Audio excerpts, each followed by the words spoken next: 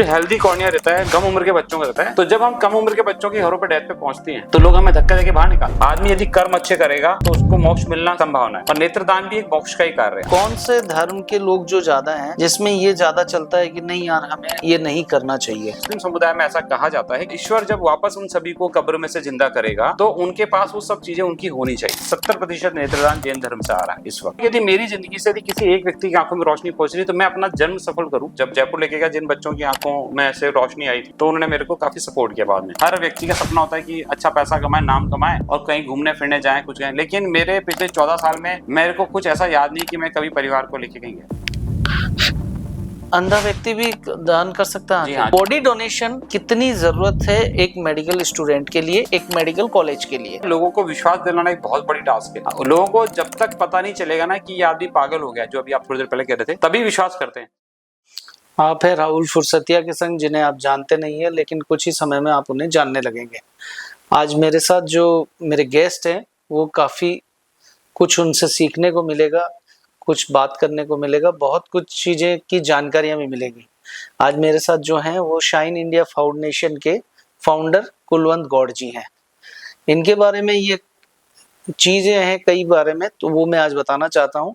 ये अभी तक 1400 आई डोनेशन करवा चुके हैं, 40 बॉडी डोनेशन करवा चुके हैं, और अब इनका नया फोकस जो है वो स्किन डोनेशन की ओर है। लेकिन मैं सबसे ज्यादा इनकी एक चीज से प्रभावित हुआ, वो बहुत इनका डेडिकेशन। इन्होंने 15 साल पहले आई डोनेशन में स्टार्ट किया। तब मैंने देखा, इन्होंने मुझे बताया, इन पर रिसर्च मैंने की तो इन्होंने मुझे बताया कि पूरे एक साल में सिर्फ 2 आई डोनेशन हुई थी, और आज per day on average 2 I donation करते हैं। मतलब आप देखिए कि एक साल तक पूरा वेट करने के बाद सिर्फ 2 आई डोनेशन, 365 दिन लगातार 24/7 मेहनत करते रहना। मतलब ये गजब का डेडिकेशन। मैंने आज तक ऐसा डेडिकेशन किसी के, मैंने इतने लोगों से मिला हूं लेकिन ऐसा मैंने नहीं देखा कि एक साल तक। और दूसरी चीज सबसे बड़ी बात है, ये सिर्फ सेवा के लिए, ना कोई कमाने के लिए, ना कोई अपनी संपत्ति अर्जित करने के लिए, only for service, only for सेवा। तो आज मेरे साथ हैं कुलवंत गौड़ जी। मैं इनका स्वागत करता हूँ। नमस्ते सर, कैसे हैं सर? बस बढ़िया, बिल्कुल ठीक। कई चीजें हैं जिनके बारे में आज जानकारी आपसे लेंगे हम। आई डोनेशन क्या होता है? देखिए, आपने जानना चाहा भाई नेत्रदान होता क्या है। आम बोलचाल की भाषा में जब हम इसको नेत्रदान कहते हैं तो लोगों को लगता है कि नेत्र मतलब पूरा नेत्र, कि हम पूरी आंख ले लेते होंगे, जबकि ऐसा नहीं है। नेत्रदान में सिर्फ आंख के सामने का जो हिस्सा, जो हमें सामने से काला दिखाई दे रहा है, ये इसके ठीक ऊपर एक पारदर्शी झिल्ली लगी हुई है। उस झिल्ली को हम कॉर्निया कहते हैं, और नेत्रदान में सिर्फ कॉर्निया लिया जाता है, पूरी आंख नहीं लेते। यहाँ तक कि जो काला हिस्सा हमें दिखाई दे रहा है ये भी हम वहीं पर छोड़ देते हैं। तो काला हिस्सा जो दिख रहा है वो आइरिस नाम की एक संरचना होती है, जिसकी वजह से हमें वो आंख सामने से काली, कईयों की नीली दिखती है, किसी की भूरी आंखें दिखती है, तो वो आइरिस का कलर होता है। उसके ऊपर जो हिस्सा है हम वो लेते हैं। इसको अगर हम यूं थोड़ा और समझें तो जैसे आपने देखा होगा, जो लोग हेलमेट पहनते हैं तो हेलमेट का जो ग्लास होता है, तो हेलमेट पूरी आंख है और जो ग्लास है वो हमें कॉर्निया है। या फिर अगर यूं कहें तो मेरी जैसे घड़ी का जो ये डायल दिख रहा है सामने से, तो अंदर से व्हाइट दिख रहा है, लेकिन इसके ऊपर जो कांच है ना, ये है कॉर्निया। तो इतना सा हिस्सा हम लोग लेते हैं जिसमें मुश्किल से 10 मिनट का समय लगता है, और ना कोई ब्लड आता है, ना कोई चेहरे पे कोई गड्ढा होता है, और इतना छोटा प्रोसेस है कि जब लोग इसको जान जाते हैं उसके बाद परिवारों में नेत्रदान एक परंपरा बनकर सामने आ रहा है।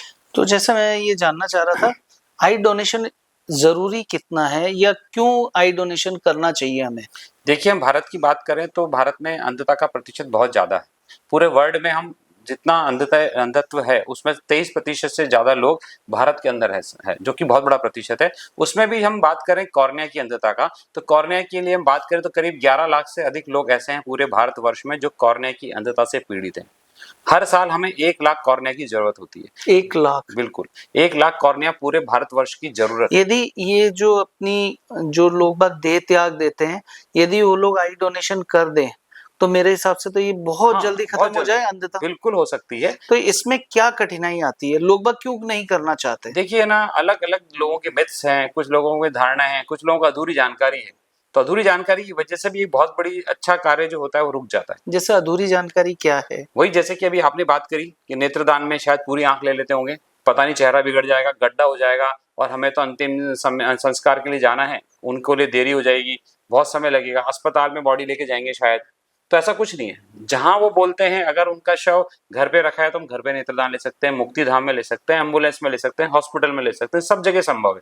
लेकिन यदि ये जानकारी नहीं है तो आदमी आगे आते ही नहीं है उस एक ये कितना डिफिकल्ट वर्क रहता होगा कि मतलब आप देखिए कि एक घर में किसी की मृत शरीर या लाश पड़ी है जी हाँ, और आप वहां जाकर और उनसे कुछ दान के स्वरूप मांग रहे हो और आप उसके लिए कोशिश करते हैं, जी। तो ये कितना डिफिकल्ट वर्क रहता होगा वो ऐसे माहौल में, जब वहां पे रोना चल रहा है, बिल्कुल। आंसुओं का है, लोग बाग चीख रहे हैं, चिल्ला रहे हैं, उस माहौल में आप किस टाइप से वर्क करते हैं वो थोड़ा सा समझाइए। देखिए, आज अगर हम बात करें, हमारी संस्था जो शाइन इंडिया फाउंडेशन है, पिछले करीब 13 साल 14 साल हमें हो चुके हैं। हम कोटा और कोटा के आसपास के 200 किलोमीटर के दायरे में कार्य कर रहे हैं। हमने शुरुआत कोटा से की थी, लेकिन हमें पता था कि कोटा ऑलरेडी बहुत लेट चल रहा है, तो क्यों ना आसपास में भी इसकी शुरुआत कर दें। अब आपने पूछा कि भाई, जब वास्तव में बात बिल्कुल सही, जिस घर में शोक होता है, जहाँ शव रखा हुआ है, वहाँ आसपास सब रोना धोना मचा है, ऐसे में इस तरह की नेत्रदान की बात करना बहुत टेढ़ी बात होती है। लेकिन क्या होता है कि जब हमारे पास हमें पता होता है कि एक कॉर्निया ब्लाइंड पेशेंट है और इधर ही मृत शरीर है, इस मृत शरीर को मुश्किल से आधा घंटा, 1 घंटा, 2 घंटे बाद राख हो जाएगा। हम ये बात उनको समझाते हैं कि देखिए, आप अगर हम मिलकर प्रयास करें तो ये बहुत अच्छा काम हो सकता है। तो कई बार परिवार समझने में थोड़ा देर लगा देते हैं, लेकिन धीरे धीरे करके लोग जुड़ जाते हैं। आज देखिए, स्थिति ये थी कि जैसा कि आपने बताया कि पूरे साल में हमें 2 नेत्रदान आते थे, आज हम रोज के 2 नेत्रदान ले रहे हैं। तो कहने के बदलाव आ रहा है, अब लोग समझ रहे हैं इस चीज को। यहाँ तक कि अब लोग इस बात नेत्रदान के कार्य से अपने आप को गौरवान्वित महसूस करते हैं। परिवार में नेत्रदान का होना शोक को कम करता है। हम जब वहां पहुंचते हैं तो काफी रुदन चल रहा होता है, लेकिन जब हमारी टीम वहां पहुंचती है तो एकदम से वो रुदन शांत होता है। लोगों को कभी लगता है, कभी विरोध का सामना करना पड़ता है। हाँ, होता ही है विरोध। अब जैसे छोटे बच्चों की डेथ हो गई है, अब छोटे बच्चों की डेथ में एक कॉर्निया अधिकतम लोगों को लगाया जा सकता है। जैसे मृत शरीर से हमें 2 आंखें प्राप्त होती है, 2 कॉर्निया प्राप्त है, 2 अलग अलग लोगों को हम लगा सकते हैं। लेकिन उम्र जब कम रहती है तो एक कॉर्निया अधिक लोगों को लगाया जा सकता है, क्योंकि कॉर्निया में 5 परतें होती है, एक कॉर्निया में, दूसरे में भी 5 तो परतें बच्चे होती है। में ज्यादा होती। जी हाँ, तो उसमें क्या होता है कि बच्चों के अंदर जो 5 परतों को अलग अलग तरीके निकाला जा सकता है, लेकिन जो धीरे धीरे उम्र बढ़ती जाती है तो कॉर्निया के अंदर जो 5 परतें होती है चिपक सी जाती है, उनको अलग करना थोड़ा मुश्किल होता है। तो जो हेल्दी कॉर्निया रहता है, कम उम्र के बच्चों का रहता है, तो उसमें कॉर्निया का अलग अलग परत निकाली जा सकती है। तो जब हम कम उम्र के बच्चों के घरों पर डेथ पे पहुंचती हैं तो लोग हमें धक्का देके बाहर निकाल देते हैं, कह रहे सर ये क्या हो रहा है, अभी तो हमारे यहाँ डेथ हुई है। और उधर उनका भी देखिए वो समय, हमारा भी समय, हमें भी 6 से 8 घंटे का टाइम है हमारे पास, और जितना जल्दी कॉर्निया ले लेंगे उतना अच्छी गुणवत्ता का रहेगा। तो ये सब चीजें बहुत साइमल्टेनियसली चलती है, लेकिन अब धीरे धीरे लोगों में समझ आ गई। मुझे याद अच्छे से कि स्टेशन क्षेत्र पर एक बार एक घटना घटी थी। तो उस परिवार की जो बहू की डेथ हुई तो उसका भाई कहीं बाहर से आ रहा था, उसने देखा कि मेरी बहन के ससुराल वालों ने एक तो मेरी बेटी का इलाज नहीं, बहन का इलाज नहीं कराया और वो मर गई, और उसकी आंखें वो निकाल रहे हैं। तो उसने मेरे ऊपर हाथ उठा दिया था, तो मेरा चश्मा वश्मा भी टूट गया, होंठ पे यहाँ कट लग गया था। लेकिन अब आज वही भाई, उसका भाई हमारे साथ अच्छे से कार्य कर रहा है। वो आज उसको समझ में आता है, आज उसको अफसोस भी होता है कि काश मैं अपनी बहन का उस समय नेत्रदान करा देता तो आज कहीं ना कहीं मेरी बहन भी जीवित रहती। उन्होंने उस वक्त नेत्रदान उस वक्त नहीं कराया। ऐसे बहुत सारे लोग होते हैं जो उस समय नहीं कराते, लेकिन बाद में हमें कॉल करते हैं कि नहीं, आपने वास्तव में हमें उस टाइम समझा था, लेकिन हमारे समझ में नहीं आया, काश हम उस टाइम पे कर पाते तो अच्छा रहता। ये सब मतलब एक इसमें चीज में मिथक भी है बहुत सारी चीजें।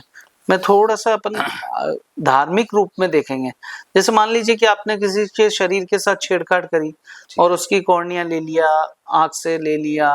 आज तो मना कर रहे हैं कि आप लेते ही नहीं, आंख सिर्फ कॉर्निया लेते हैं। जी हाँ, तो लोग बाग ऐसे कहते हैं कि यार ये एक तरीके से शत विशत शरीर हो गया, शव हो गया, इसको यदि हम लोग दाह संस्कार करेंगे तो हमें एक तरीके से जो धार्मिक महत्व या धार्मिक पुण्य जो मिलना चाहिए वो नहीं मिलता है।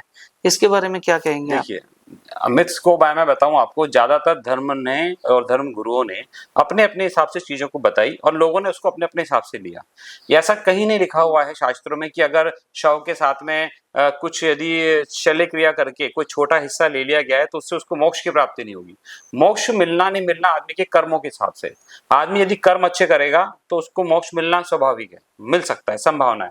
और नेत्रदान भी एक मोक्ष का ही कार्य है, अंगदान देहदान भी मोक्ष का ही कार्य है। ये हमारे शास्त्रों में भी है। बिल्कुल, हाँ बिल्कुल, हमारे ऋषि मुनियों से ही, हमारे पुराने प्राचीन समय से ही चलता आ रहा है। दधीचि ऋषि ने अपने जीवित रहते अपने अंगों का दान किया, अपनी अस्थियां दान करी, उन अस्थियों से वज्र बना जिससे मानव प्रकृति बची, नहीं तो हम मर चुके होते।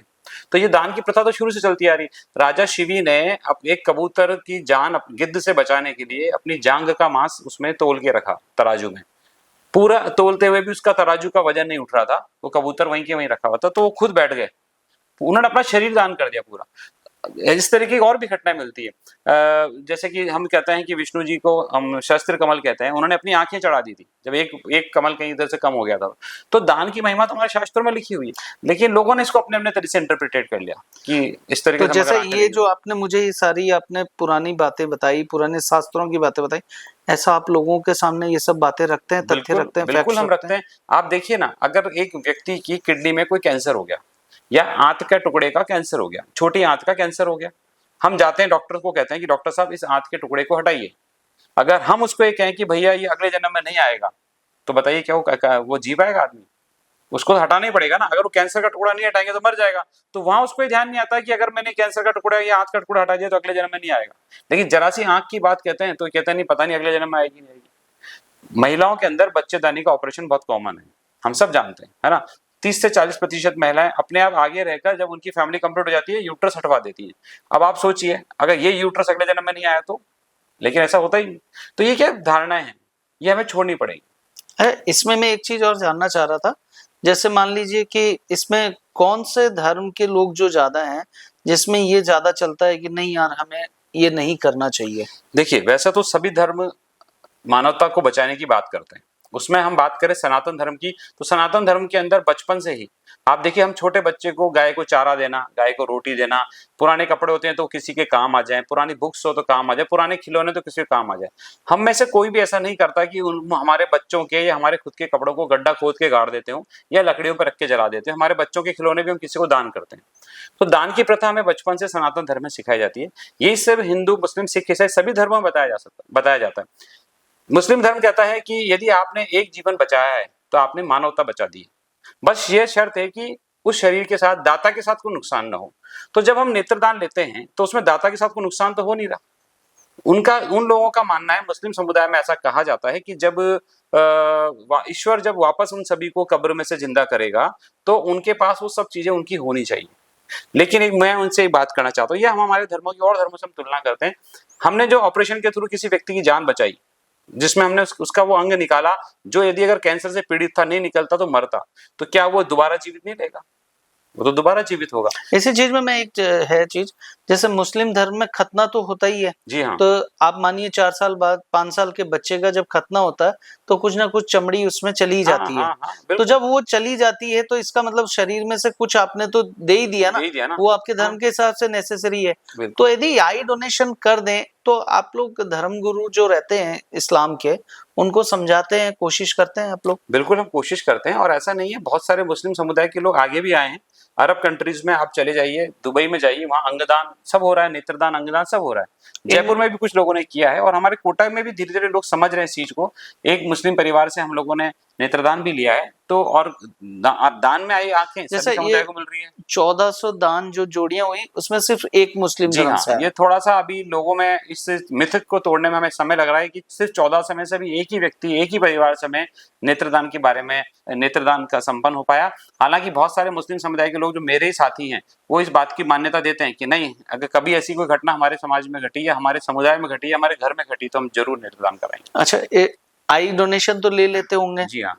मान लीजिए उनके किसी समुदाय में लोगों को जरूरत पड़ती है आई की, हाँ तो लेते हैं ना, तो लेते हैं वो। उनके ही नहीं, किसी भी समाज में, किसी भी समुदाय में जरूरत पड़ती है तो ले ही रहे हैं। दान में करने में हम सब बहुत आगे हैं। सनातन धर्म के लोग, हिंदू, मुस्लिम, सिख, ईसाई सब आगे हैं, लेकिन मुस्लिम समुदाय का प्रतिशत थोड़ा कम है। और हम बात करें कि उनको अंगों के लेने की बात, तो अंगों लेने का प्रतिशत उनके पास बहुत ज्यादा है। ओके, इसी में एक चीज मैं जानना चाहता था कि रिलीजियन के हिसाब से देखें तो कौन से रिलीजियन के लोग एडवांस हैं और वो आप लोगों को आगे बढ़कर कॉल करते हैं कि आप आइए और लीजिए? देखिए, जब से हम काम कर रहे हैं, 14 सालों के अंदर हम लोगों ने 1400 के आसपास नेत्रदान ले लिए हैं। तो उसमें हिंदू धर्म सबसे आगे है, उसके बाद सिंधी, सिख समाज बहुत जा रहे हैं, ईसाई कम्युनिटी में भी हमारे साथ नेत्रदान हुए हैं। और अगर हम बात करें और हिंदू समाज में, तो जैन धर्म के अंदर से 70% नेत्रदान जैन धर्म से आ रहा है इस वक्त। और उसके बाद में बाकी आप सभी सनातन धर्म को ले लीजिए, ब्राह्मण वर्ग ले लीजिए, वैश्य वर्ग ले लीजिए, उनसे भी बहुत नेत्रदान, सिंधी समाज ले लीजिए, तो जैन कम्युनिटी इस वक्त सबसे ज्यादा है। क्योंकि मैं समझता हूँ कि जैन धर्म में शुरू से ही, बचपन से ही ऋषि मुनि हो, चाहे उनके कोई भी धर्म गुरु रहे हो, सभी ने त्याग की भावना को बहुत आगे बढ़ चढ़ कर बताया। एक चीज मैं आपको वापस पीछे की ओर जाना चाहूंगा कि ये किस मतलब कैसे स्टार्ट किया? दुनिया तो सब पैसों की ओर भग रही है। आप डॉक्टर हैं, डॉक्टर भी आजकल काफ़ी कॉमर्शलाइज़ेशन हो गया जी, और आप लोग सर्विस में हैं। जी, आप लोग अभी भी सेवा कार्य में लगे हुए हैं। इतनी जगह आपने अभी बताया कि कभी मारपीट भी हो गई, कभी आपकी मैंने रिसर्च कर रहा था तो मुझे पता चला कि 1-2 बार एक्सीडेंट हो गए आपके। जी, बिल्कुल। तो इतना कठिन वर्क करने के पीछे क्या डेडिकेशन है, क्या मोटिव है आपका और ऐसा क्या है जिसके कारण आप लगातार 15 सालों से इस वर्क को करते आ रहे हैं? देखिए, मैं अगर अपने बारे में बताऊँ तो मैं खुद होम्योपैथिक में डॉक्टर हूँ। मेरी उम्र 46 साल की है, 20 साल की उम्र से मैं सामाजिक कार्यों में जुड़ा हुआ हूँ। रक्तदान मैंने पहले बहुत अच्छे से गाँव-गाँव जाके हमने लोगों को बताया, उसी वजह से मेरी नौकरी सूरत रक्तदान केंद्र में लग गई थी। और आपका पूछना है कि आप ये जानना चाहते हैं कि हमें ऐसा कौन-सा शौक है जिस वजह से हम इस काम को कर रहे हैं, जहाँ एक तरफ लोग पैसा कमाने की तरफ लग रहे हैं। तो देखिए क्या है ना, मैं मानता हूँ संतुष्टि सबसे बड़ी चीज़ है, ठीक है? मुझे इस काम को करने में इतनी खुशी मिलती है कि मुझे ये परवाह नहीं रहती कि मेरे पिताजी बीमार हैं, मेरे घर में कोई काम है, मेरे घर में कोई शादी थी, मेरे बच्चे बीमार थे, मैं सब टाइम पे गया। आज भी ऐसी घटनाएँ कई बार होती है कि मैं पत्नी और बच्चों को पता ही नहीं चलने देता, मैं घर की कुंडी लगाता हूँ, 200 किलोमीटर दूर निकल जाता हूँ। लेकिन जो मुझे सुकून मिलता है ना, मुझे लगता है कि यार मैंने 2 काम अच्छे किए। पहला तो ये, कोई मृत परिजन अपने पिताजी की आँखें दान करके उनके जन्म को सफल बनाना चाह रहा है, तो कहीं न कहीं मैं उनके काम में सहयोग कर पा रहा हूँ। दूसरा, यदि वो आँखें किसी को लगती है, कोई व्यक्ति दुनिया देखता है, तो आप इसकी अनुभूति 1 मिनट अपने घर में पूरी लाइटें बंद करके देखिए ज़रा, कितनी बुरी स्थिति हो जाती है। जब लाइटें अंधेरे चल जाता है, तो हम तुरंत हमारे मोबाइल की टॉर्च जलाते हैं, कहीं न कहीं से कहीं रोशनी आ जाए। तो मैं सोचता हूँ कि यदि मेरी ज़िंदगी से यदि किसी एक व्यक्ति की आँखों में रोशनी पहुँच रही है, तो मैं अपना जन्म सफल करूँ। मैं अपने मनुष्य जन्म को किसी न किसी तरीके से सार्थक बना पाऊँ, बस मेरा इतना सा स्वार्थ है। बाकी रही बात कि मैं कहाँ से मेरे पास पैसा आ रहा है, घर काम का कामकाज कैसे चल रहा है, तो वो सब मैंने ईश्वर के भरोसे छोड़ा हुआ है। मैं मानता हूँ कि अगर मैं उसका कुछ कार्य कर रहा हूँ, तो मेरा बाकी कार्य वो खुद करेगा। एक चीज़ और इंटरेस्टिंग फैक्ट है कि किसी के घर में मौत हो गई, जी। कहीं पर कोई डेथ हो गई, आप लोग कैसे मतलब क्या मैकेनिज़्म या क्या सिस्टम रहता है कि आपको कैसे पता चल जाता है कि इनके घर में डेथ हुई जी। है? जी हाँ, ये काफ़ी एक अच्छा सवाल है, बाकी काफ़ी लोग मुझसे पूछते हैं कि आपको कैसे पता चलता है कि वहाँ डेथ होगी? तो देखिए, हमने अभी क्या करते हैं हम लोग, नेत्रदान का संकल्प पत्र भरना हमारे यहाँ एक रोज़ का अभियान है। रोज़ कोई न कोई भरते हैं, कम से कम शहर में रोज़ 5 से 10 लोग भरते हैं। तो जब वो नेत्रदान का संकल्प पत्र भरते हैं, तो हम एक सर्टिफ़िकेट उनको देते हैं। वो सर्टिफ़िकेट हम कहते हैं कि आप ड्राइंग रूम में लगा कर रखिए। जब भी कभी किसी के घर में दुर्घटना होती है, तो वो रखा हुआ सर्टिफ़िकेट याद दिलाता है कि अरे यार, इन्होंने तो नेत्रदान का संकल्प पत्र भरा हुआ था, तो अपन इनको बात करते हैं। एक तो वो ज़रिया है। दूसरा, हमारे पास में जो मुक्तिधाम के बाहर जो लकड़ी की टाल वाले बैठे होते हैं, हमारा उनसे भी कॉन्टैक्ट है, वो लोग हमें बता देते हैं। कर्मकांडी के पंडित हमारे टच में हैं, जैसे कोई डेथ की सूचना थी वो हमें बता देते हैं। यहाँ तक कि जो एम्बुलेंस होती है, उनके जो ड्राइवर है वो हमें बताते हैं। हॉस्पिटल्स का जो स्वीपर स्टाफ है, मोर्चरी का जो स्वीपर है, वो सब हमें इन्फॉर्म करता है। ये लोग हमारे साथ एक ऐसे मिशन में लगे हुए हैं कि इनको खुद को लगता है कि यार हम कुछ एक सेवा का कार्य कर पा रहे हैं। यही कारण है कि राजस्थान में कोटा का जो नेत्रदान का प्रतिशत है, ये पिछले 11 साल में इतना तेजी से बढ़ा है कि और देश और जो जिलों में जो काम हो रहा है वो बहुत पीछे रह चुके हैं। तो मतलब ये सारा जो आपका मैकेनिज़्म है ये आपने बताया। लेकिन ये तो आज है जब आपके 2 डोनेशन रोज़ हो रहे हैं, संकल्प पत्र सभी घरों में लगे हुए हैं या जो भी आपका सिस्टम है। मैं पीछे की ओर जाना चाहता हूँ जब 15 साल पहले जब स्टार्टिंग की होगी, जब आपको पूरे साल भर में सिर्फ़ 2 आई डोनेशन मिले होंगे। तो वो जब आपने पूरा 1 साल इसी वर्क में कैसे गुज़ारा होगा वो मुझे आपसे जानना चाहिए कि और क्या डेडिकेशन रहा होगा? दूसरा उस वक़्त आप कैसे ढूँढते थे ये सब चीज़ें? राहुल मतलब जी एक किसी के घर में डेथ हुई, उस वक़्त क्या मैकेनिज़्म रहता राहुल जी, होगा? होता क्या था कि जैसे कि मैं जो सैलरी छोड़ के आया था ना, 80,000 रुपए मेरी सैलरी 2011 में थी। मैं शायद अगर सोचता हूँ तो शायद मैं बाहर कहीं चला गया होता। तो आपका कहना बिल्कुल ठीक है, इतनी बढ़िया सब काम छोड़ के वही ब्राह्मण जाति होने के बाद फिर वो रोज़-रोज़ सबके घरों में जाना, दिन में कम से कम 4-4 बार कॉल मतलब हम जाते थे, फिर वहाँ से आके फिर नहाते थे। क्योंकि ये वैसा काम नहीं है कि किसी के घर में डेथ होगी तो आपको कॉल करके बुलाए। आज ज़रूर सिनेरियो ऐसा हो चुका है कि आज हम कहीं जाते नहीं, अब तो कॉल आते हैं। ओके, पहले ज़रूर आप जो बात करें कि पहले कैसे होता था, पहले बिल्कुल जैसे हमें कहीं से अस्पतालों में सबसे बड़े पॉइंट होते थे हमारे अस्पताल। हम मोर्चरी के बाहर ही खड़े रहते थे या हॉस्पिटल की इमरजेंसी वार्ड में होते थे। कोई हार्ट अटैक का पेशेंट आया, उसको लिया, उसको डेड डिक्लेयर कर दिया, तो हम उसकी फैमिली वालों को समझाते थे। लेकिन हमें सफलता मिली नहीं। 1 साल मेहनत करने के बाद सिर्फ 2 जोड़ी, बहुत छोटा-सा वो था, लेकिन हमें लगा कहीं न कहीं से कोई रास्ता निकल रहा है। जब 2 हुए हैं तो ये 200 भी होंगे। तो हम लगे रहते थे। हम लोगों ने हॉस्पिटल्स की एम्बुलेंस वालों को कॉन्टैक्ट में रखते थे और मोर्चरी स्टाफ को कॉन्टैक्ट में। जैसे ही मोर्चरी में कोई डेड बॉडी पहुंचती थी, दिन में, रात में, तो हम समय नहीं देखते थे। रात में अगर हमें पता चला 11 बजे कोई डेड बॉडी अंदर रखी है, तो हम पता करते थे, उन फैमिली वालों के कॉन्टैक्ट नंबर निकालते थे, उनके पास घर जाते थे, घर जाके उनको समझाते थे धीरे धीरे करके लोगों को समझ में आई। जब एक नेत्रदान हमारे पास पहला नेत्रदान आया जो कि सिंधी समाज से था, तो सिंधी समाज के लोगों में फिर हमने दूसरा कभी कोई डेथ होती थी तो उनके समाज के लोगों को वहीं से कांटेक्ट कराते थे कि आप उनको समझाइए। धीरे धीरे कड़ी बढ़ती गई और आज करीब 4000 से ज्यादा ज्योति मित्र हमारे साथ जुड़कर इसी तरीके से सारे अभियान को चला रहे हैं पूरे हाड़ौती में। पूरे हाड़ौती में जी आज आप लोगों को क्या डिफिकल्टी लगती है नेत्रदान में?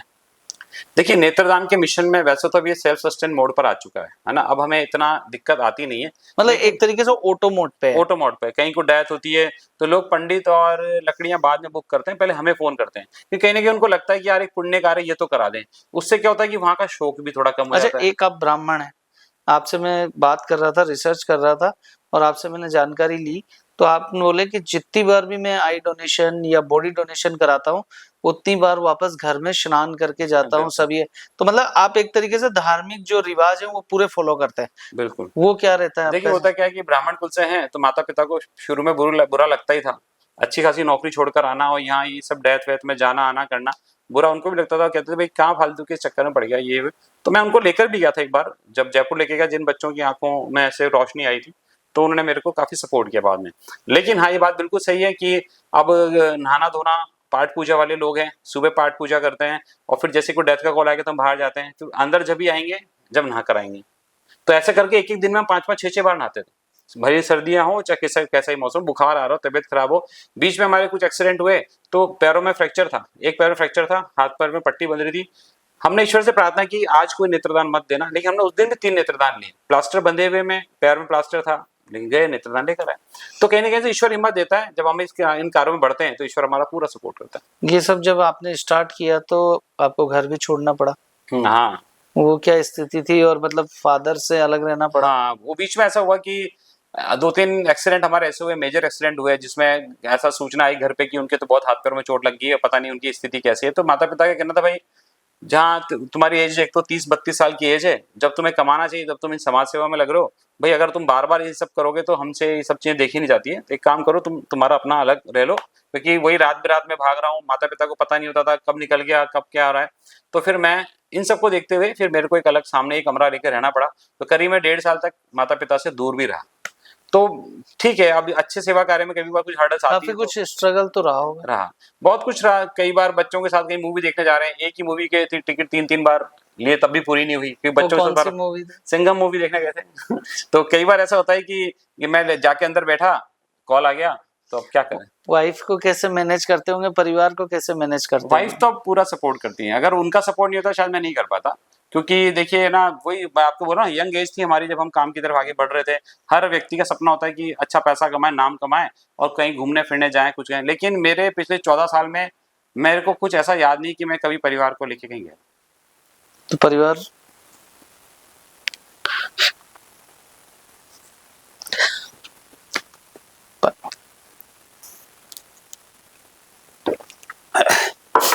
क्या था ना कि जैसे आप बात करते भाई घर परिवार को टाइम देने वाली बात, तो इसमें क्या पापा को टाइम नहीं दे पाया, क्योंकि मुझे ऐसा था नहीं कि पापा के साथ कोई मिसहैपनिंग हो जाएगी। इन सब काम धाम में इधर उधर भागना पड़ता था। तो इसी बीच में पापा के यात्रा में थे, तो फिर वहाँ पर उनकी डेथ हुई। तो उनके कहाँ पे हुई थी डेथ? बनारस। बनारस। तो वो कुछ बीमार थे या कैसे? कुछ भी नहीं था, ठीक थे, यात्रा पे थे और सारी यात्राएं पूरी हो चुकी थी। मैं उस टाइम पर भी एक जेडीपी में कार्यशाला कर रहा था और मम्मी का फ़ोन आया, तो मम्मी ने बोला कि पापा की अभी तबीयत ठीक नहीं है, तो मैं इनको कोटा लेकर आ रही हूँ। मैंने कहा थोड़ी देर पहले तो मेरी बात ही हुई थी, कह रहे थे भाई काशी विश्वनाथ के दर्शन खुलने वाले हैं और बस पहला नंबर मेरा ही है, तो मैं आ जाऊँगा, बस हमारी बस है आधे घंटे बाद। ठीक है। मैंने कहा अभी अचानक क्या हो गया? तो फिर उन्होंने बोला कि नहीं कुछ नहीं, तबीयत खराब होगी, मैं तो लेकर आ रही हूँ। मेरी कार्यशाला जेडीबी में चली रही थी रेगुलर। फिर दोबारा फ़ोन आया, तो मैंने मेरे स्टाफ को कहा, मैं बेटा एक बार देखना जरा मम्मी का दोबारा कॉल आ रहा है। तो उसने वही बोला कि ये ना भाई हाथ पैर अंदर रखिए, सिर अंदर रखिए, एम्बुलेंस में ले रहे थे पापा को। तो वो सुनने के बाद भी थोड़ा सा ऐसा लगा मुझे कि मैं डिस्टर्ब हुआ, लेकिन सामने कम से कम 300 बच्चे थे।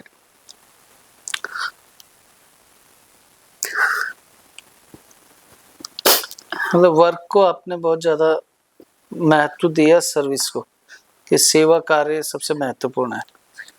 फिर बच्चों के साथ पहले वर्कशॉप कंप्लीट करी, फिर उसके बाद एक चीज मैं इसमें जानना चाह रहा था जी कि मोतियाबिंद क्या होता है, और वो मोतियाबिंद का जो पेशेंट्स है या जिनका इलाज हो जाता है वो भी क्या आई डोनेशन कर सकते हैं, जी या हाँ, उनकी आई बिल्कुल। भी लग सकती है किसी बिल्कुल, की? बिल्कुल। देखिए क्या मोतियाबिंद जो परेशानी है वो लेंस की परेशानी है, और लेंस हमारी आँख में बहुत पीछे होता है। मैंने आपको बताया कि हम नेत्रदान में सिर्फ़ कॉर्निया ले रहे हैं, पूरी आँख तो ले नहीं रहे, और लेंस तो बहुत पीछे है। जैसे कि मैंने चश्मा पहना हुआ है, तो मेरा अंदर का लेंस वीक था तो मैंने बाहर लेंस पहन लिया। ओके। तो हमें तो कॉर्निया चाहिए। तो ऐसे ही मोतियाबिंद भी जो है ना वो लेंस की बीमारी है। तो उस लेंस के ऊपर एक जाला आ जाता है, तो हम उसको या तो लेंस को पूरा हटा देते हैं या जाले को साफ कर देते हैं, तो व्यक्ति को दिखाई देने लग जाता है। उससे कॉर्निया पे कोई इफ़ेक्ट नहीं आता है। मतलब उस वो भी डोनेशन कर सकता है? जी हाँ, बिल्कुल। यहाँ तक कि जो ब्लाइंड हैं, जो लोग ओके। दुनिया नहीं देख सकते, वो भी अपनी आँखें दान कर सकते हैं। क्योंकि एक अंधा व्यक्ति भी दान कर सकता है जी आंखें? हाँ, जो दृष्टिबाधित लोग होते हैं, जो दुनिया नहीं देख पा रहे, वो लोग भी कर सकते हैं, क्योंकि दृष्टिहीनता के बहुत सारे कारण हैं। हो सकता है उसकी ऑप्टिक नर्व डैमेज हो या उसका पर्दा ही नहीं बना हो, लेकिन उसका कॉर्निया ठीक है, ठीक है? तो हम ऐसे व्यक्ति जिनका कॉर्निया ठीक है और वो दुनिया नहीं देख पा रहे, वो भी अपना आँखों का दान कर अच्छा, सकते हैं। एक आप चीज मैं इसमें देख रहा था, सब रिसर्च कर रहा था, आई डोनेशन के लिए एक हेल्दी आईज कैसे बनी रहे, जैसा आज का जमाना मोबाइल का है, जी हाँ। टीवी का है, कंप्यूटर है, लोग बाग बहुत ज्यादा मोबाइल देख रहे हैं, स्क्रीन टाइम उनका बढ़ता जा रहा जी है। हाँ। तो मैं इसी में जानना चाह रहा था कि एक हेल्दी आई के लिए क्या करें, एज ए बाद में डोनेशन के लिए भी और डोनेशन से पहले के लिए भी? देखिए आँखों की सुरक्षा हमारे लिए बहुत ज़रूरी है, क्योंकि आँखें हैं तो पूरा जहान है, ठीक है? आदमी बिना हाथ-पैर के किसी अंग के रह सकता है, लेकिन आँखों के बिना रहना नामुमकिन सही है। तो आँखों की सुरक्षा को बराबर ध्यान रखते हुए, एक तो जो आजकल बच्चे, आपका कहना है कि भई एक तो जंक फूड ज़्यादा खा रहे हैं, हेल्दी फूड से हम दूर होते जा रहे हैं, जो भी फूड आ रहा है वो सब जंक फूड आ रहा है। तो बच्चों को हरी सब्जियाँ, विटामिन ए के जो जिन-जिन मिलता है सोर्स, उनको लेना चाहिए, जैसे गाजर होगी, पालक होगी, हरी सब्जियाँ खाएँ जितना ज़्यादा हो सकता है, पीस, मटर, दालें खाएँ, उनसे आप लोगों को विटामिन ए मिलेगा, तो आँखें की सुरक्षा रह सकती है। दूसरा, जब भी पढ़ाई करें तो लाइट प्रॉपर जगह पे से आए। कई बार बच्चे कम लाइट में पढ़ रहे होते हैं, अंधेरे में पढ़ रहे होते हैं, लेट के पढ़ रहे होते हैं, तो इन सबसे आँखों पे जोर पड़ता है। उसी तरह मोबाइल की जो स्क्रीन, जो उसका आज या कंप्यूटर पे या लैपटॉप पे हम काम कर रहे हैं, तब भी बच्चों का बैठने का पोस्चर, आँखों का एंगल इतना ज़्यादा आपके डिस्टर्ब हो हिसाब जाता से है। मतलब लेट के मोबाइल नहीं देखना चाहिए? बिल्कुल नहीं देखना चाहिए। भई देखिए, जो व्यवस्था बनाई गई है, वो बैठ के काम करने के लिए बनाई गई है, लेट के काम करने के लिए सोना बनाया गया है। अब अगर उस टाइम पर आप अलग तरीके से कार्य करेंगे, तो आँखों पे नहीं, पूरे और ऑर्गन्स पे भी ज़ोर आता है। तो जहाँ तक हो, ऐसी कोई कंडीशन जिनकी वजह से आँखों पे ज़ोर पड़ रहा है, हमें उनको अवॉइड करना चाहिए। हमें दिन में कम से 2 या 3-4 बार आँखों को भी धोना चाहिए। जनरली कई बार हम देखते हैं कि पूरा दिन हमारा गुज़र जाता है, हम आँखों को पूरी तरह वॉश भी नहीं कर पाते। सुबह जब नहाते हैं, मुँह धो लिया तो धो लिया, बाद में सीधा अगले दिन सुबह धोते हैं। तो आँखों को 2-3 बार ठंडे पानी से धोने से भी आँखों के अंदर जो जर्म्स, धूल-मिट्टी होती है, वो थोड़ा बाहर हो जाती है। एक चीज इसमें मैं जो बहुत इंपॉर्टेंट जानकारी आप दें जी हाँ। कि जैसे मान लीजिए किसी के घर में डेथ हो गई और मेरे परिवार ने सोच लिया कि आई डोनेशन करनी है, तो मेरे को उस वक्त क्या करना चाहिए कि जिससे जो मृत व्यक्ति है जी हाँ। उनकी आंखें सुरक्षित। स्वस्थ बनी रहे और जी एक हाँ। अच्छी बनी रहे और एक आगे काम जिसके आ किसी जाए वो आसानी से काम आ जाए, उसके लिए क्या करना चाहिए? देखिए, जब भी कभी ऐसी घटना कहीं घटती है, तो हम हमारे ज्योति मित्रों के माध्यम से जो मृत शरीर होता है, उसकी देख-रेख के लिए हम उनसे कहते हैं कि आँखें पूरी तरह बंद करें। जनरली क्या होता है कि हम जाते हैं कई बार, तो सभी गमी में हैं, परेशान हैं, तो आंखें भी खुली हुई हैं, पंखा भी चल रहा है, तो उससे क्या कॉर्निया सूख जाता है। अब हम आए, परिवार चाहता भी आंखें दान हो, लेकिन हम आए, हमने देखा आंखें खुली हुई थी। तो जब खुली आंखें रहती है तो मक्खी मच्छर भी बैठ जाते हैं, कुछ लोग गुलाल या जो इत्र वगैरह लगाते हैं, तो वो भी उसमें आंखों में चला जाता है, तो और धूल मिट्टी भी चल जाती है। तो ऐसी कंडीशन में वो आंख काम नहीं आएगी। तो हमें करना क्या है कि आंखें पूरी तरह बंद करें, आंखों पर गीला रुमाल रखें, और यदि पंखा चल रहा है तो पंखा बंद कर दें। एसी चला सकते हैं, कूलर चला सकते हैं, लेकिन पंखा नहीं चला सकते। तो उससे क्या है, शरीर के अंदर, आंखों के अंदर नमी बनी रहेगी। नमी बनी रहेगी तो उत्तम गुणवत्ता का कॉर्निया प्राप्त होगा। एक कितने घंटे तक आंखें दान की जा सकती है? हाँ, ठीक है। मृत्यु के बाद 6 से 8 घंटे तक नेत्रदान संभव है। साधारणतः जो गर्मी के दिन है तो 6 8 घंटे में, सर्दियों में 12 घंटे में कर सकते हैं। और यदि कई बार हम देखते हैं रिलेटिव्स बाहर रहते हैं और शहर के बाहर हैं, तो हम लोग शव को डीप फ्रिज में रख देते हैं। ऐसी कंडीशन में भी 16 घंटे 18 घंटे में नेत्रदान संभव है। तो काफी समय रहता है हमारे पास में। एक शाइन इंडिया का जो वर्क है वो मैं ये समझ रहा था, डेथ बॉडी से आई लेके आई बैंक तक पहुंचाने का आप एक तरीके से पुल या सेतु का काम करते हैं, जी यही हाँ। समझ रहा हूँ मैं? जी हाँ, बिल्कुल। हमारा काम यह है कि 2-3 तरीके से हम लोग काम कर रहे हैं। एक तो कॉर्नियन के जो ब्लाइंड पेशेंट हैं, उनको भी हम ढूँढते हैं, उनका हम इलाज भी कराते हैं, और हमारी कोशिश रहती है कि उनको दान के माध्यम से जो आँखें मिल रही हैं, उनको आँखें भी लगें। और हमने ऐसे कई मरीजों की आँखें लगवाई भी हैं। एक काम हमारा ये है। दूसरा ये कि मृत शरीर से हमें आँखें लेके आई बैंक तक पहुँचाना, तो दूसरा काम ये हो गया।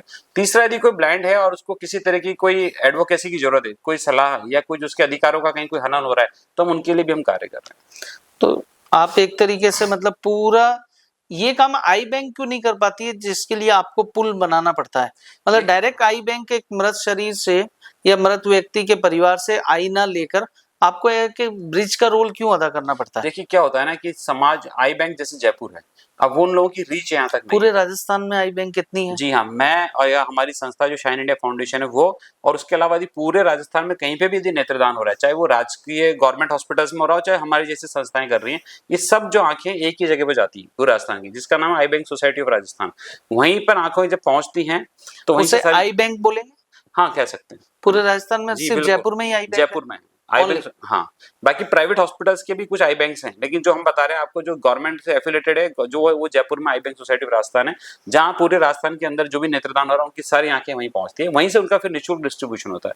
अच्छा, एक डिस्ट्रीब्यूशन की क्या प्रक्रिया रहती है? डिस्ट्रीब्यूशन में ऐसा जैसे मान लीजिए कि आपने किसी की आज आई डोनेशन ले ली, जैसे कोई आपसे संपर्क कर लिया कि नहीं साहब ये आई मेरे परिवार में एक व्यक्ति अंधा है, आप इसके ये आंखें लगवा दीजिए, तो ये क्या सिस्टम नहीं, रहता है? आप डायरेक्ट लगा सकते हैं? नहीं ऐसा बिल्कुल नहीं है, वहाँ गवर्नमेंट की पूरी लेकिन प्रक्रिया। ऐसे कई बार आप पे आरोप लगते हैं। वो बोलने वाले बोलते हैं कि है ना कि है ना इन्होंने तो आंखें लेके बेच दी, सबसे कॉमन बात है। देखिए Common। क्या होता है ना, जो लोग है ना मुख्य धारा की मुहिम से नहीं जुड़ते ना, या वो देखते हैं कि ये लोग अच्छा कार्य कर रहे हैं, तो उनके पास जब कुछ भी नहीं होता बात करने के लिए, तो ये ऐसी बातें की जाती हैं, और ये आरोप हमारे पे ही नहीं लगते। हर व्यक्ति जो अच्छा काम कर रहा है उसके ऊपर आरोप लगते ही हैं, और मैं मानता हूँ कि ऐसे आरोप लगा के फिर जब वो निराधार हो जाता है ना, उसके बाद काम करने का मजा कुछ और है।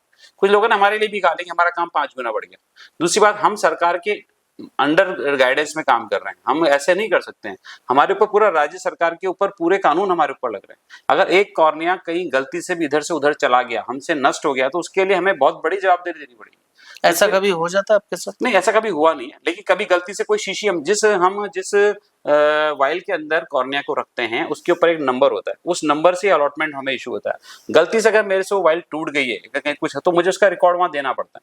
तो हम ऐसा नहीं कर सकते कि कोई भी कॉर्निया इधर उधर दे दें, और ये ऐसे ट्रांसप्लांट भी नहीं किया जा सकता। बिना आई बैंक के माध्यम से ट्रांसप्लांट होगा ही नहीं, बीच में मीडिएटर आई बैंक रहेगा ही। कॉर्निया लिया हुआ पहले आई बैंक जाएगा, आई बैंक से इसका डिस्ट्रीब्यूशन होगा, कोई डायरेक्ट ले ही नहीं सकता। कई व्यक्ति कहते हैं कि कुलवंत गौड़ तो एक तरीके से पागल व्यक्ति है, पागलपन की हद तक है, और वो कुछ भी करता है मतलब। तो ऐसा जब आपको टैगलाइन जुड़ती है आपके साथ, तो आपको कैसा लगता है? मुझे तो प्रिविलेज फील होता है, मुझे तो अच्छा लगता है, क्योंकि देखिए पागल ही दुनिया बदल सकते हैं, ये मेरा मानना है। क्योंकि समझदार व्यक्ति जो होते हैं ना, वो ज्यादातर ही सोचते हैं यार इनको कुछ ना कुछ फायदा हो रहा होगा, जरूर कुछ ना कुछ इनके साथ है, नहीं तो ये क्यों भाग रहे हैं, सरकार से जरूर पैसा आ रहा होगा। जबकि जो हमारे साथ जुड़े हुए हैं, जैसे आप हैं, बहुत सारे आज कोटा में 1200 परिवार हमारे साथ ऐसे जुड़े हुए हैं जो ये कहते हैं कि ये मृत शरीर रखा, आप इनमें से कुछ भी ले लीजिए। तो इतना इतना विश्वास जताना इतना आसान काम नहीं है। तो लोग जो हमने हमने बिल्कुल पागलपंत की हद तक काम किया है। हम कितनी बारिश में, कितनी दूर से कॉल आता है, हम निकल जाते हैं। अभी भी 2 दिन पहले ही मैं श्योपुर, जो कि एमपी की बॉर्डर में आ जाता है, पूरा मध्य प्रदेश की बॉर्डर से जाके हम नेत्रदान लेकर आए। 150 किलोमीटर जाना, 150 आना, रात बिरात में। तो ये कोई पागल ही कर सकता है। हाँ, तो दिख ही रहा, नहीं तो 150 किलोमीटर जाना आना, और वो भी सिर्फ सेवा के लिए। हमारी जेब से पैसा लग रहा है, बस खुशी ये रहती है कि चलो ठीक है यार, वो 2 आंखें किसी के काम आई, किसी की आंखों में रोशनी आई। एक अब नया हम लोग आई डोनेशन के साथ अब आप नया काम स्टार्ट कर रहे हैं, वो है बॉडी डोनेशन का। बॉडी डोनेशन के बारे में मैं बता दूं कि मेरे फादर ज्ञानचंद जी चौरड़िया ने कोटा की पहली बॉडी और देह दान उन्होंने किया था। बिल्कुल जी, बिल्कुल। तो मतलब मेरे लिए वो देह दान, उन्होंने साइन फॉर्म सब करके गए थे, लेकिन मुझे वो देह दान करना और मेरे परिवार के बीच में उस मृत शरीर को मेडिकल कॉलेज में देना, एक मेरे लिए मतलब आप बोल नहीं सकता मैं जो चीज है। और उस वक्त मेरी उम्र भी काफी छोटी थी, और मेरे साथ सारे मेरे भाई बहन और मेरी माताजी की जिम्मेदारी सब थी, और उसको हमने किया, और हमने सबसे पहली देह दान मेडिकल कॉलेज को दिया। अब आप नया वर्क किए जो बॉडी डोनेशन का काफी सालों से कर रहे हैं, तो बॉडी डोनेशन कितनी जरूरत है एक मेडिकल स्टूडेंट के लिए, एक मेडिकल कॉलेज के लिए? देखिए क्या है ना कि अगर आपको समाज में अच्छे चिकित्सक चाहिए, तो वहाँ वो केवल जब तक अच्छी, मतलब जब तक उनके पास बॉडी नहीं आएगी, मृत देह नहीं मिलेगी, वो अध्ययन किस पे करेंगे। तो एक मेडिकल कॉलेज के एक बैच को, जो 200 150 के आसपास जो बैच रहता है, तो हर 10 स्टूडेंट के ऊपर एक बॉडी चाहिए, तब जाके बच्चे उस पर पढ़ पाते हैं। अब लोगों के उसमें भी बहुत सारे मिथक हैं। सबसे पहला मिथक तो यही आता है कि अगर हमने देह दान कर दिया तो मुक्ति नहीं मिलेगी। ठीक है, सब लोग बोलते हैं कि देहदान करें तो मुक्ति कैसे मिलेगी, मोक्ष कैसे मिलेगा, इनको तो संस्कार ही नहीं हुआ, जबकि अग्नि संस्कार होना चाहिए। तो लेकिन आप देखिए कि जब वहां प्रलय आती भोलेनाथ के यहाँ पे, अभी केदारनाथ पे प्रलय आई थी, इतने सारे लोग बह गए, वहां किसी को ध्यान नहीं आता है कि उनका अग्नि संस्कार नहीं हुआ, पता नहीं उनको मृत्यु, उनको मोक्ष मिलेगा नहीं मिलेगा, लेकिन वहां के लिए कहते हैं कि नहीं, उनको तो ईश्वर ने, केदारनाथ बाबा ने बुला लिया। और यहाँ अगर जरा सा देहदान कर दिया, जबकि हमारे ऋषि मुनि, दधीचि ऋषि करके गए, वो सिखा कर गए कि हमारे कर्मों, हमारे कामों पे ध्यान देते हुए आप लोग भी इस काम को आगे बढ़ाएं, तो यहाँ उनको आपत्ति होती है कि इनको मोक्ष नहीं मिलेगा। आप देखिए, ये कहीं नहीं लिखा हुआ कि अग्नि में जाएंगे, लकड़ी में जलेंगे तो ही मोक्ष मिलेगा। हमारे जैन मुनियों में देखिए आप, कई जैन मुनि हैं जो मिट्टी में समाधि लेते हैं, कोई जल में समाधि लेते हैं, पारसियों के अंदर वो लोग कुएं में लटका देते हैं, वहां पक्षी खाते रहते हैं।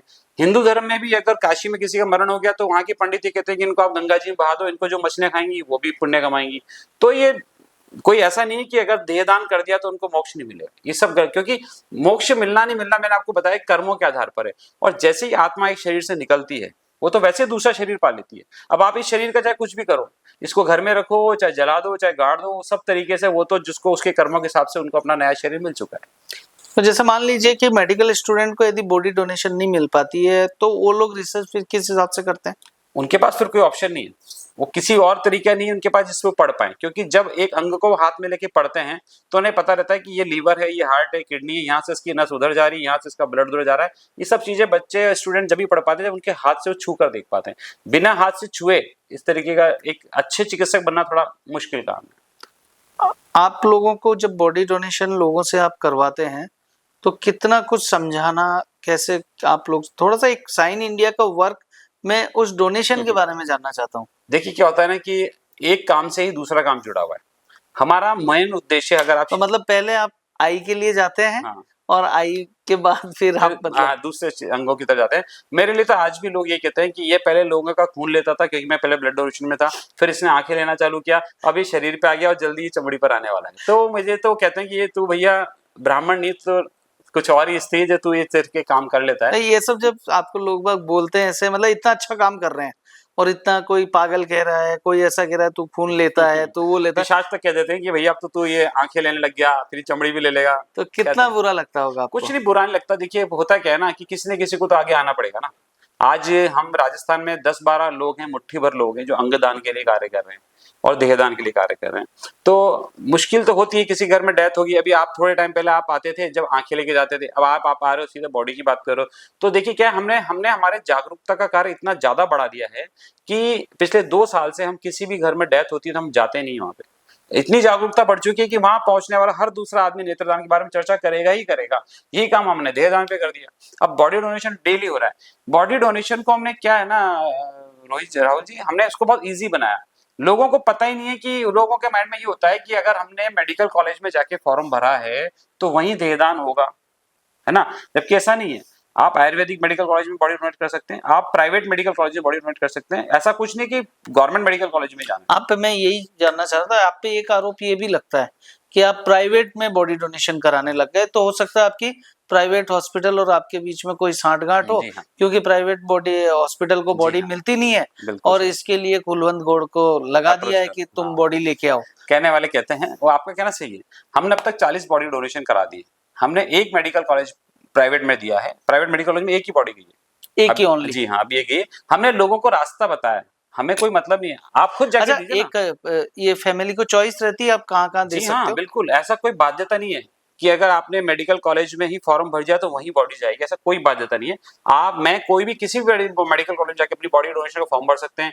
और इवन मेडिकल कॉलेज के साथ ही नहीं, आप हमारी संस्था के साथ भी फॉर्म भर सकते हैं। हम ये तो जो आपने मुझे बताया 40 का, एक बार आप बताएंगे कहाँ पे कितने देखिए, हमने जो 40 बॉडी डोनेशन कराए हैं उसमें से 10 से 12 हमारे मेडिकल कॉलेज कोटा में ही है, और गवर्नमेंट में। जी हाँ, गवर्नमेंट मेडिकल कॉलेज कोटा में ही है। उनके परिवारों की रिटर्न कंसेंट के साथ हमारे पास वो सब मौजूद है। ठीक है। ऐसे ही हमने झालावाड़ की हम बात करें, झालावाड़ में अभी तक 6 बॉडी डोनेशन हुए, उनमें से 5 हमारे द्वारा कराए गए। ठीक है। बूंदी के अंदर पहला बॉडी डोनेशन जो बूंदी मेडिकल कॉलेज में खुला वो हमने ही कराया, जो अभी माननीय कलेक्टर साहब है रविंद्र गोस्वामी जी, उन्होंने ये बॉडी एक्सेप्ट की थी। ऐसे ही हमने झालावाड़ में अंदर कमल का इकलेरा में हमने, सॉरी यहाँ हमने अलवर करा दिया, हमने अजमेर करा दिया, हमने सिक्किम मणिपाल में भी एक डेथ हुई। मैं वो देख रहा था एक बार आपका कि सिक्किम मणिपाल में भी आपने बॉडी डोनेशन करी।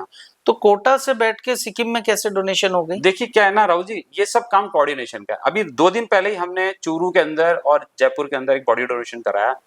ये सब सारा खेल जो है ना वो एक अच्छी सोच का है। अगर मैं अच्छा सोच रहा हूँ और आप अच्छा सोच रहे हैं तो हम दोनों मिलकर जब काम करेंगे तो कुछ अच्छा ही होगा। जब सिक्किम में डेथ हुई तो उस लेडी ने न तो मेरे पास फॉर्म भरा हुआ था, वो रहने वाली अजमेर की थी। उनको किसी ने बोला कि भाई कोटा में हमारे देहदान होता है, अगर उनकी डेथ होगी तो उनकी बॉडी डोनेट कर दो। सिक्किम में डेथ हुई है। अब देखिए मैं अगर चाहता तो मना कर सकता था उस परिवार को, मैंने कहा भाई देखिए अगर एक कोटा होता तो मैं करा देता, लेकिन मैंने सोचा नहीं यार परिवार की इच्छा तो अपन पहल तो करें। उस दिन शनिवार था, हाफ डे था, सब लोग जा चुके थे। मैंने कांटेक्ट किया, मेडिकल कॉलेज के नंबर निकाले, एनाटॉमी हेड के नंबर निकाले, वहां के एसपी से बात करी। चांस की बात थी कि ईश्वर साथ दे रहा था कि वो जो एसपी थी वो डॉक्टर थी, वो लेडी थी, उन्होंने मेरी पूरी बात सुनी। मैंने कहा मैडम ऐसा ऐसा कॉज हम मिलकर अच्छा काम कर सकते हैं, और मैंने कहा परिवार इतना चाहता है तो हम कोशिश करें। वो जो बॉडी थी वो सिक्किम मेडिकल कॉलेज जी में हाँ, थी। वो सिक्किम मेडिकल कॉलेज थी। तो उन 40 में एक वो भी बॉडी है। तो ये जो आपने 40 डोनेशन आपके द्वारा हुए, इसमें प्राइवेट हॉस्पिटल को कितनी बॉडी सिर्फ दी? एक बॉडी डोनेशन गया है, वो तो भी फिर अभी- आप पे इतने बड़े आरोप क्यों लगते हैं? मैंने आपको क्या बोला, जब आप अच्छा काम करते हैं ना तो आरोप लगते हैं। हमारा काम क्या है, उन आरोप को ध्यान ही मत दीजिए, आप अपना काम करते जाइए। और हमारा काम चौगुना हुआ, लगना चाहिए। आरोप लगेंगे नहीं तो आदमी काम कैसे करेगा। अगर जब तक आप आरोप लगाइए, मुझे लगता है कि उसको क्लियर करने के लिए मुझे और मेहनत करनी पड़ेगी, मुझे और लोगों तक अप्रोच करनी पड़ेगी, धीरे धीरे अपने आप बादल छटेंगे। एक चीज अब और आगे है, अंगदान। जी हाँ, जो मुझे लगता है कि बॉडी डोनेशन तो एक मेडिकल स्टूडेंट के लिए हो गई, रिसर्च के लिए हो गई।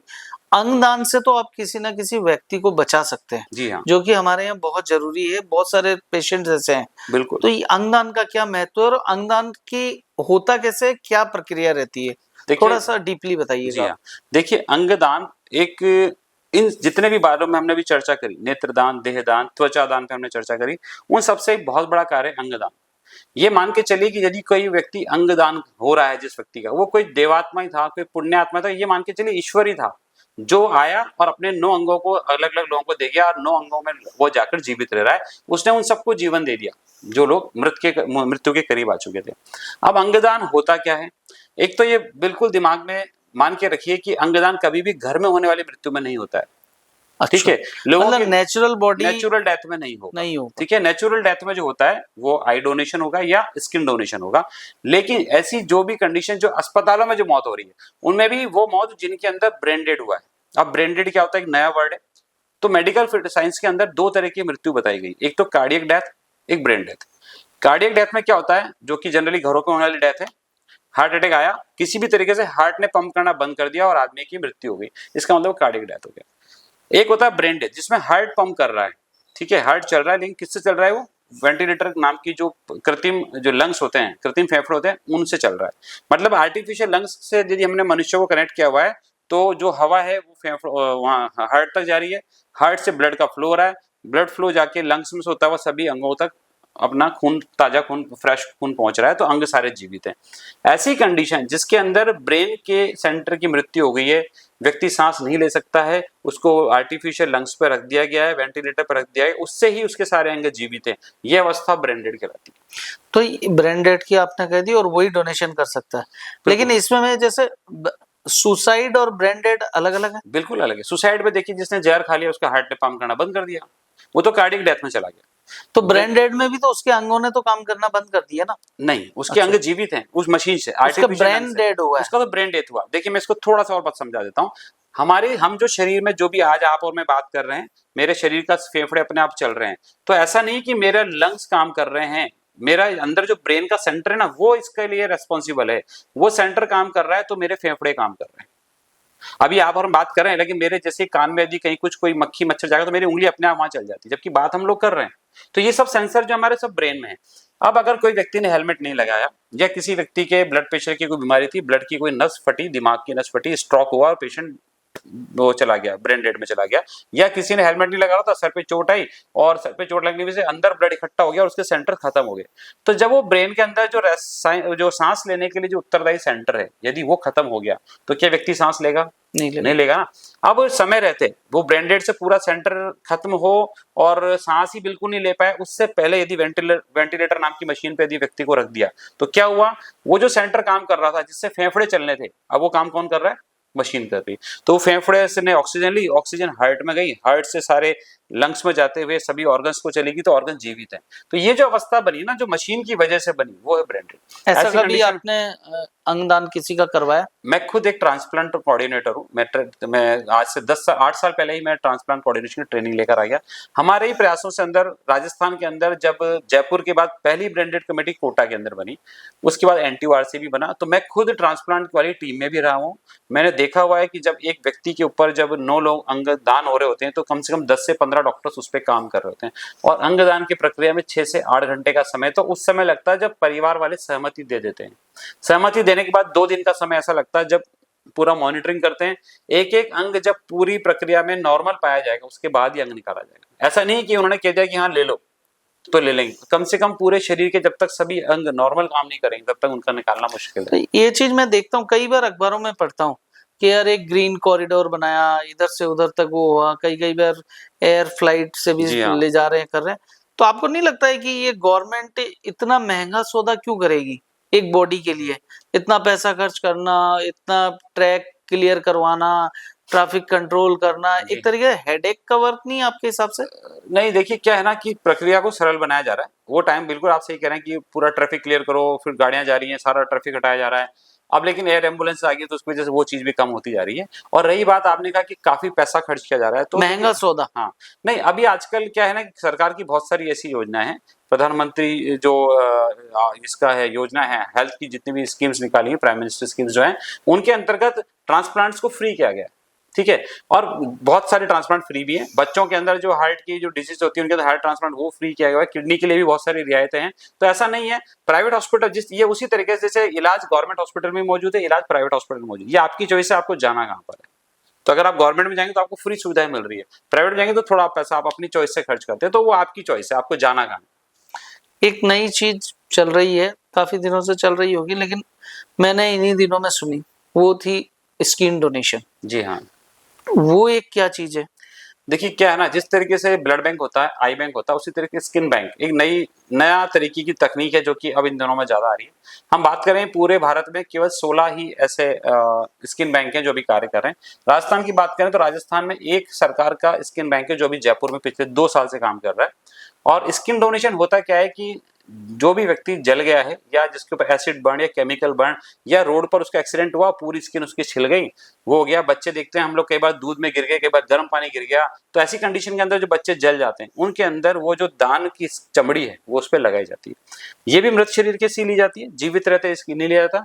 एक मृत शरीर से हम जांघों से और नीचे के पैर के हिस्सों से पट्टी नुमा स्ट्रिप्स निकालते हैं। एक नाइफ होता है जिसको हम डर्माटोम कहते हैं। इसको स्टोर भी किया जा सकता है? जी हाँ, कितने सालों तक? कम से कम 5 से 10 साल तक का इसको स्टोर कर सकते हैं। डिपेंड करता है कैसा मीडियम है, किस तरीके के स्टोरेज में काम अच्छा, कर रहा है। ये स्किन किसी को भी लग सकती है? बिल्कुल लग सकती है, कोई भी मेल, ब्लड ग्रुप, फीमेल, बच्चा, बड़ा? बिल्कुल कोई भी ब्लड ग्रुप किसी में लग सकती है।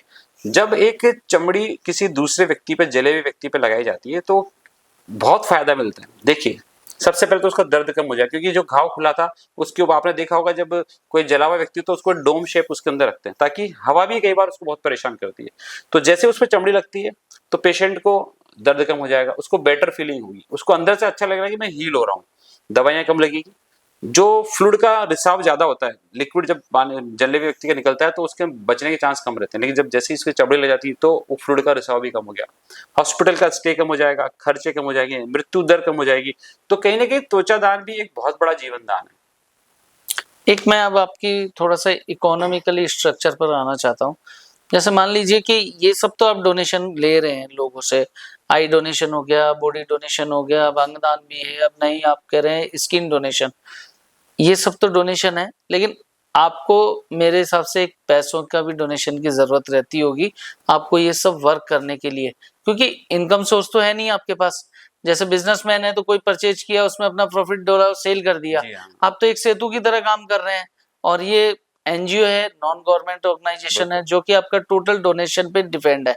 तो मैं थोड़ा सा समझना चाह रहा था कि आप बिना रुपयों के या कम सीमित साधनों से कैसे वर्क करते हैं एज ए इकोनॉमिकल, इकोनॉमिक्स के हिसाब से। बिल्कुल राहुल जी, देखिए क्या, जब हमने स्टार्ट किया था ना, तो मैंने अपनी पॉकेट से काफी पैसा लगाया। मेरा सूरत में मकान था, उसको मैंने बेचा, क्योंकि क्या लोगों को विश्वास दिलाना एक बहुत बड़ी टास्क है। लोगों को जब तक पता नहीं चलेगा ना कि ये आदमी पागल हो गया, जो अभी आप थोड़ी देर पहले कह रहे थे, तभी विश्वास करते हैं। रात को 1 बजे कोई कॉल कर रहा है, उसका बेटा यहाँ से भवानी मंडी 125 किलोमीटर सुबह पहुंच रहा है, जब हम कोटा आ चुके हैं, वो हमें रेलवे स्टेशन में मिलता है, हम उसको कहते हैं कि ये आपके पिताजी की आंखें हमारे साथ है।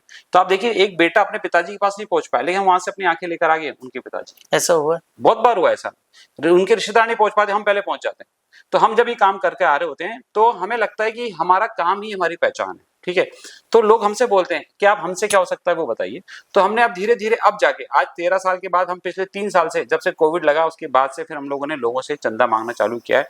तो लोग अपनी स्वेच्छा के हिसाब से कोई 1000 रुपए महीना, कोई 500 रुपए महीना हमें दे रहा है, उस वजह से हम काम कर पा रहे हैं। ऐसा कुछ फाइनेंशियली स्ट्रक्चर है आपके पास डोनेशन के हिसाब से कि नहीं? हमारे कुछ, आपने कहा हमने ज्योति मित्र बनाया, जी हाँ, ऐसा कोई पैसों का मित्र बनाया आपने? हमने ऐसा कहीं कुछ नहीं बनाया, क्योंकि देखिए होता क्या है ना, अगर हम पैसा लेने निकलेंगे ना, तो लोग पता है क्या कहेंगे कि यार कुलवंत जी ने धंधा बना लिया, ठीक है, ये तो बिल्कुल आप पैसे ले मांगने आगे। तो हमें ऐसा कोई काम नहीं करना, देना है तो अपनी स्वेच्छा से दे। आज हमारे पास जवाहर नगर में जो ऑफिस है, बिना किसी किराए के 8 साल से हमारे पास है। अनुराग मलिक भैया है, उन्होंने दे रखा हमें 20,000 रुपए महीना जिसका किराया है। उस व्यक्ति ने कभी हमसे आज तक किराया नहीं मांगा, न कोई हमारे बीच में लिखा पड़ी है। तो हमें ऐसे लोग ही चाहिए, उनसे हमारा काम चल रहा है। एक व्यक्ति वहां न्यूजीलैंड से बैठा बैठा उसने हमें 6 लाख की गाड़ी दे दी, वो कोई हमारा फ्रेंड लिस्ट में नहीं था। तो हमें ऐसे लोग चाहिए। आज अमर पंजाबी भैया हमें सपोर्ट करते हैं, पारिक हॉस्पिटल में सपोर्ट कर रहा है, और भी एक जैसे निशा गुप्ता जी हैं जो कि बैंक में एम्प्लॉय हैं, ठीक है, उन्होंने हमें आज तक नहीं देखा, लेकिन आज वो हमें कोऑपरेट कर रहे हैं। तो इस तरीके से हमारा पूरी संस्था का खर्चा 1 से 1.5 लाख रुपए महीना रहता है पर मंथ, जिसमें हमारे 3 से 4 एम्प्लॉइज हैं, और सारे खर्चे ड्राइवर के सब मिला के हमारे जो बूंदी, बारां, झालावाड़ में जो चैप्टर चल रहे हैं उनके लिए भी हम लोग काफी काम कर रहे होते हैं। तो सारी अवेयरनेस एक्टिविटी मिला के हमारा इतना खर्चा रहता है। हमारे पास 80,000 से 90,000 रुपए तक का सारा अमाउंट ऑटोमेटिक मोड में आ जाता है, ठीक है। तो हमें फिर भी थोड़ी भागादौड़ी करनी पड़ती है, क्योंकि हम भी तो कुछ नया करें ना, हम कब तक इन चक्करों में उलझे रहे। तो मैं तो जो भी आपके इस चैनल के माध्यम से सुन रहे हैं उनसे सिर्फ इतना सा कहना चाहता हूँ, यदि आपको लगता है कि हम वास्तव में अच्छा काम कर रहे हैं, तो छोटा मोटा कंट्रीब्यूशन दीजिए। मैं ये नहीं कहता कि आप हमें ज्यादा दीजिए, ज्यादा की हमें लालसा भी नहीं है, लेकिन छोटा मोटा दीजिए और रेगुलर दीजिए, ताकि हम कुछ अच्छा कर पाए। कोई शिकायत आप हमसे कीजिए, कुछ अगर आपको लगता है कि नहीं यहाँ हम गलत है तो हमें बताएंगे, तो हम उसमें सुधार करेंगे। एक प्लानिंग क्या है भविष्य की, एज ए इकोनॉमिक्स और एज ए आपके वर्क के प्रति? देखिए, मैं कोटा के सभी बड़े उद्योगपतियों से, नेताओं से और सभी से मैं मिल चुका हूँ। मेरा मिशन ये है कि मेरे जो आने वाले समय के अंदर एक स्किन बैंक यहाँ पे कोटा में बनाना है, जो कि इतना बढ़िया बनाना है कि पूरे भारत के लोग उसको देखने आए, ठीक है। तो मैं उस मिशन में हूँ। मैं भी लोग ढूंढ रहा हूँ, धीरे धीरे मुझे लोग मिल जाएंगे। मुझे अच्छे से पता है कि कोटा में ही मुझे ऐसे लोग मिल जाएंगे। तो मेरा आने वाले समय के अंदर सबसे बड़ा मिशन तो ये है। और रही बात, आप बात करें इकोनॉमिक्स की या कहाँ से उसके लिए सब सहयोग होगा, तो जिस तरीके से आज हम 13 साल करते हुए आए हैं, मुझे लगता नहीं कि हमें कोई दिक्कत आने वाली, क्योंकि लोग चाहते हैं कि बस काम हो। हमारी उन तक अप्रोच अभी तक नहीं हो पा रही, क्योंकि हम हमारे काम में इतने ज्यादा व्यस्त रह पाते हैं कि मैं ऐसे लोगों को नहीं ढूंढ पा रहा हूँ। तो मैं आपके चैनल के माध्यम से यदि मेरी बात यदि उन तक जाती है और कहीं ना कहीं से वो इस बात को समझते हैं और हमें बुलाते हैं, तो मैं समझूंगा कि मैं उनको अपनी पूरी बात बताऊं, ताकि कहीं ना कहीं हम जुड़कर एक समाज और देश के लिए अच्छा काम कर पाए। तो आपको लगता है कि आपका फ्यूचर ब्राइट है? मुझे तो लगता है, देखिए क्या है ना, ये रास्ता मैंने खुद ने चुना है, ठीक है। मैं कई नौकरियों में रहा, बड़ी नौकरियों में भी रहा, छोटी भी मैंने की, लेकिन मुझे कहीं ना कहीं ऐसा लगता था यार किसी की नौकरी करें कोई दिक्कत नहीं है, लेकिन खुद का भी तो कुछ बनाएं, कुछ तो ऐसा करके जाएं कि बच्चे नाच करें, हमारे परिवार वाले कहें कि नहीं यार इन्होंने बहुत अच्छा काम किया। तो मैंने ये रास्ता खुद ने चुना है और आगे का रास्ता भी मैं खुद ही बनाने वाला हूँ। हाँ, सबका सपोर्ट रहेगा तो हम इस काम को जल्दी कर लेंगे। तो मैं अपने मिशन में हूँ, मुझे बहुत सेटिस्फेक्शन है। मुझे कोई फर्क नहीं पड़ता कि मेरे पास आज बड़ी गाड़ी नहीं है, बड़ा मकान नहीं है, या मैं अपने बच्चों को या फैमिली को टाइम नहीं दे पा रहा। मुझे लगता है कि मुझे ईश्वर ने चुना है, क्योंकि 15 लाख की पॉपुलेशन कोटा की है, हम ही ये काम क्यों कर रहे हैं? 13 साल में क्यों दूसरा आदमी नहीं आया? क्योंकि ईश्वर चाहता है कि ये काम तू ही कर, तेरे को ही करना है, तुझे दिया है। तो मैं भी सोचता, मैंने कहा यार हम तो डायरेक्ट उसकी शरण में हैं, हम उसकी डायरेक्ट नजर में हैं। अगर हम कुछ गलत होता दिखेगा तो वो संभालेगा ना, हम क्यों करें? तो मैं तो इस चक्कर में पूरा, जब अखबार में, न्यूज में या कोई अवार्ड मिलता है, करता है, और अखबार में जब आपका नाम आता है, आपका फोटो आता है, तो परिवार क्या प्राउड फील करता है आपको? करता है, उनको अच्छा लगता है कि हाँ, शायद पहले किसी टाइम पर मेरे फ्रेंड सर्किल जो मुझे कहते थे कि पागल हो गया है, क्या करेगा, कहाँ मरे लोगों की लाशों में जाता रहता है, ब्राह्मण है, पूरा जीवन खराब कर लिया। लेकिन जब भी कुछ बड़ा अचीवमेंट आता है ना, तो वो सब लोग आ जाते हैं, फोटो खिंचाने भी आएंगे, बधाई देने भी आते हैं। लेकिन अब ठीक है, आज लोगों को समझ में आ रहा है। एक समय था जब लोग कमेंट करते थे, लेकिन आज उनको भी वो भी अप्रिशिएट करते हैं कि यार कुलवंत तूने बहुत अच्छा काम किया। कभी बेटे को प्राउड होता है? बच्चों को होता है ना, बिल्कुल होता है कि उनको लगता नहीं है कि अरे यार पापा क्या वर्क कर रहे हैं, नहीं देखिए या कभी कोई चीज आप वो मांगते हैं और आप दिलाने में थोड़ा सा संकोच करते होंगे हाँ, कि नहीं यार अपन हाँ। देखते हैं ऐसे जो है। देखिए क्या है ना कि मेरे मन में दान को लेके काफी कुछ ज्यादा ही है। मतलब आज भी हमारे ऑफिस से 8 से 10 हजार रुपए महीने की राशि चाहे गरीब व्यक्तियों को जा रही, चाहे कपड़े के लिए, चाहे इलाज के लिए जाती है। तो कई बार जब बच्चे ऑफिस आते हैं, मैं उनको 1000 रुपए दे रहा होता हूँ किसी गरीब व्यक्ति को, जो कि मुझे भी कहीं से मिला ही डोनेशन में। तो जब हम दे रहे होते हैं तो वो मुझसे कहते हैं, पापा आपने मुझे तो कुछ नहीं दिलाया था और आप 1000 रुपए दे दिया आपने। तो मैंने सोचा बेटा ये अपना नहीं है, मेरा है ही नहीं ना, मुझे तो किसी ने दिया, मैंने आगे दे दिया। तो अपन तो एक कनेक्टिंग लिंक का काम कर रहे हैं। रही बात उनकी, तो वो ये देखते हैं कि पापा बहुत स्ट्रगल कर रहे हैं, रात को 2 बजे जा रहे हैं, 4 बजे जा रहे हैं। कभी जब ये स्कूलों में जाते हैं, अभी मैंने ये देखा आपका कि आपने बहुत बार त्योहारों पे भी निकल जाते हैं, हाँ दिवाली बिल्कुल, पे, हाँ होली पे, बहुत सारी 24/7 का जॉब है। क्योंकि देखिए क्या होता है ना, जिसके घर में मृत्यु हुई है ना, वो कह के तो आती नहीं है। मैंने कम से कम 7 से 8 दिवाली मुक्तिधाम में मनाई है। घर में पूजा नहीं कर पाए, वहां मनाई। क्या करते हैं, डेथ होगी, बुलाया, कंधा लगाने के लिए भी 4 लोग नहीं होते थे, तो कई कई औरतों में कंधे भी लगाए। ठीक है, यहाँ तक कि मेरी पत्नी का मुझे इतना सपोर्ट रहा कि मेरी जो साली की शादी थी तब एक डेथ होगी, मेरे पास टेक्नीशियन नहीं था, तो मैं और मेरी वाइफ, हम दोनों ने लिया। मेरा बेटा इतना ट्रेंड है कि वो खुद टॉर्च पकड़ के बैठता है, तो मैं खुद आइज लेता हूँ। तो अब ठीक है, लोग समझ रहे हैं, और अब काम इतना ज्यादा से बड़ा है कि मतलब हमें सांस लेने की फुर्सत नहीं है। 2-2 3-3 दिन तक ऐसा होता है कि सो नहीं पाते। चलिए आपसे बात करके बहुत अच्छा लगा। धन्यवाद, धन्यवाद। मुझे आपकी मतलब लगता है कि आप कुछ बहुत अच्छा कर रहे हैं, थैंक यू, और मेरी शुभकामनाएं हैं आपको कि थैंक आप यू। बहुत कुछ अच्छा करें। और जो आपका एक वो आपने जो सोच रखा है स्किन बैंक का, वो जरूर से जरूर खोलें आप। ऐसी शुभकामनाएं मैं भी थैंक यू, ईश्वर से प्रार्थना करूंगा। Thank thank you, you sir. Thank you.